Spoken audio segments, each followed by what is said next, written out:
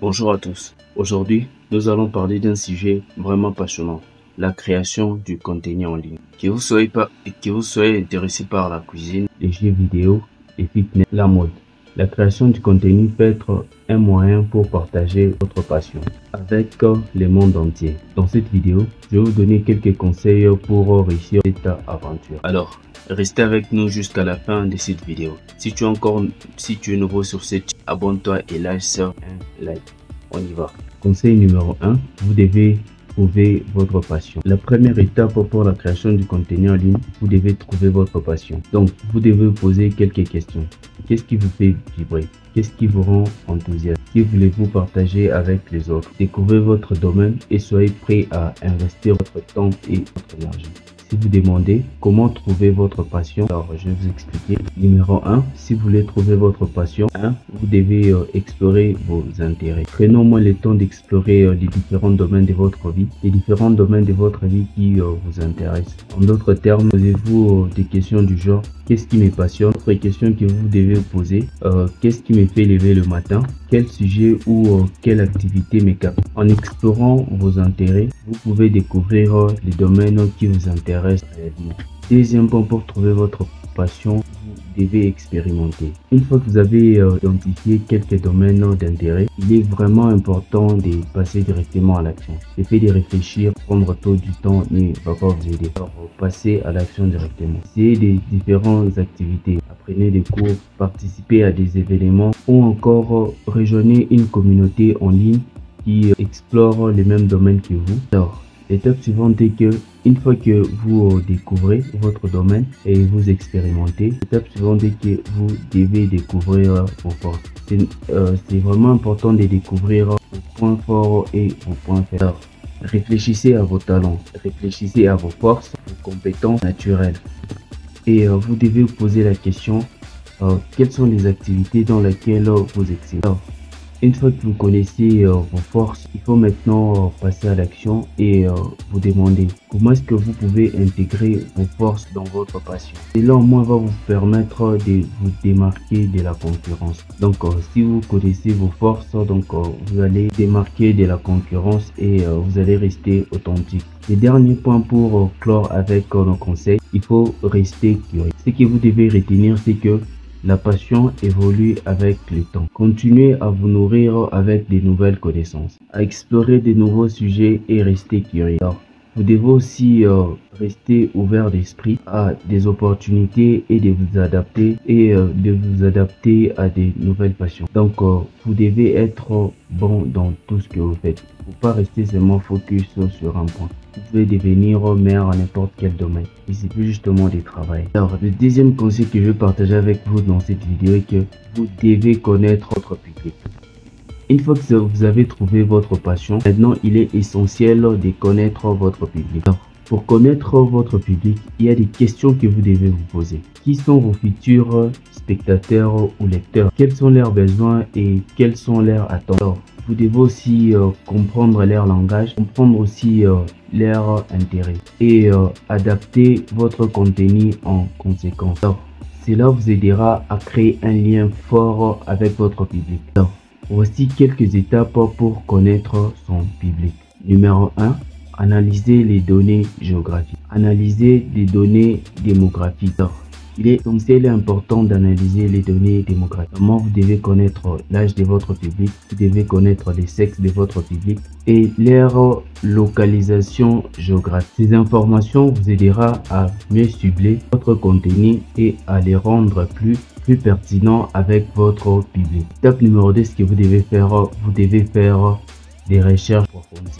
Faites des recherches approfondies sur les intérêts de votre public, les préférences et les besoins cibles. Utilisez des outils de recherche, des mots-clés pour connaître, pour savoir quels sont les sujets qui intéressent beaucoup plus votre public. Alors, si malgré ça vous n'arrivez pas à trouver des informations, ne vous inquiétez pas, il y a plusieurs façons de faire des recherches. En fait, il n'y a rien de nouveau sous le soleil. Ce que vous devez faire, vous pouvez aller voir vos concurrents. Qu'est-ce que vos concurrents font? Aussi, vous essayez un peu d'adapter à votre manière. N'essayez pas de faire la même chose que vos concurrents. Essayez au moins d'être naturel, d'être vous-même dans vos vidéos. Il ne suffit pas de faire comme tel a fait ou comme tel a fait. Donc, soyez vous-même dans vos vidéos. L'étape suivante, ce que vous devez faire, donc vous devez vous engager avec votre audience. Comment s'engager avec son audience? En répondant à des commentaires ou à des discussions. Donc, une fois que vos spectateurs commentent une vidéo ou une photo que vous avez postée, c'est au moins de répondre, d'être courtois et poli. Cela aidera à répondre à leurs préoccupations. Alors, vous devez utiliser ces informations. Si vous utilisez ces informations, cela va créer une forte connexion entre vous et votre public. L'étape suivante, c'est que analyser les statistiques et les retours. Utilisez des statistiques pour suivre les contenus en ligne. Alors, vous devez examiner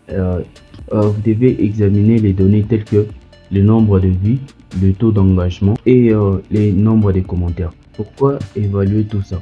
Pour voir ce qui fonctionne pour vous et ce qui ne fonctionne pas pour vous. Alors, si vous savez ce qui fonctionne pour vous et ce qui ne fonctionne pas, vous pouvez aussi vous améliorer. La dernière étape pour finir avec ça, il faut rester à l'écoute. Les préférences et les besoins de votre public peuvent évoluer avec le temps. Donc, ce que vous devez faire, vous devez rester à l'écoute et suivre la tendance. En suivant l'évolution de votre domaine d'expertise et en adaptant votre contenu aux conséquences, soyez flexible et prêt à vous ajuster pour répondre aux attentes changeantes de votre public. Ce que vous devez faire est que vous devez évoluer et pas seulement les mêmes styles. Adaptez-vous à ce que votre public veut voir et ce que votre public veut entendre. Donc, il faut vraiment travailler sur ces points, c'est vraiment nécessaire. Donc, essayez un peu d'innover. À chaque fois que vous créez du contenu, vous essayez un peu d'innover. Cela va vous permettre d'aller beaucoup plus de l'avant, d'avoir beaucoup de followers, d'avoir aussi un nombre de vues incroyable. Troisième conseil que je vais partager avec vous, vous devez planifier et organiser. Pour créer du contenu en ligne de qualité, il est important d'établir un plan et de s'organiser. Définissez un calendrier de publications et respectez-les. Donc, ce que vous devez faire des recherches, préparez vos idées en avance et créer du contenu bien structuré. Cela vous permettra de maintenir l'engagement de votre audience. Alors, voici quelques étapes qui vont vous permettre de planifier et bien s'organiser. Numéro 1. Établissez un calendrier de publications. Créez un calendrier de publications. Cela va vous permettre de rester organisé. Au-delà de là, cela va vous permettre à respecter les délais. Alors, c'est vraiment important de savoir quand est-ce que vous allez publier votre contenu et aussi cela va vous permettre de fixer des dates à laquelle vous allez publier votre contenu. Cela aussi va vous permettre de maintenir la régularité dans la publication de votre contenu et de garder aussi votre audience engagée. YouTube, qu'est-ce qu'il fait? Plus tu publies des vidéos, plus tu mets ta chaîne en avant. Moins tu publies, moins tu disparais. Donc, ce que vous devez faire est que malgré que vous allez établir votre calendrier, vous devez être actif, publier chaque semaine. Par mois, vous devez même publier 4 vidéos. Donc, c'est vraiment important sur l'évolution de votre chaîne. Deuxième étape, ce que vous devez faire, vous devez avoir des objectifs clairs. Avant de commencer à créer votre contenu, vous devez avoir des objectifs clairs. Qu'est-ce que vous souhaitez accomplir avec votre contenu en ligne? Voulez-vous informer, divertir, éduquer ou inspirer votre public? En ayant des objectifs clairs en tête, vous pourrez bien orienter votre contenu et bien mesurer et fixer. Alors, c'est vrai que vous devez aussi travailler sur ça. C'est vraiment important si vous voulez que votre chaîne s'agrandisse du jour au lendemain. L'étape suivante, ce que vous devez faire des recherches approfondies. Avant de commencer la création de votre contenu, vous devez faire des recherches approfondies. Des recherches approfondies sur les sujets que vous voulez aborder. Alors, consultez les différentes sources d'informations. Vous pouvez lire des articles, des publications. Vous pouvez aussi regarder des vidéos YouTube. Familiarisez-vous avec votre tendance.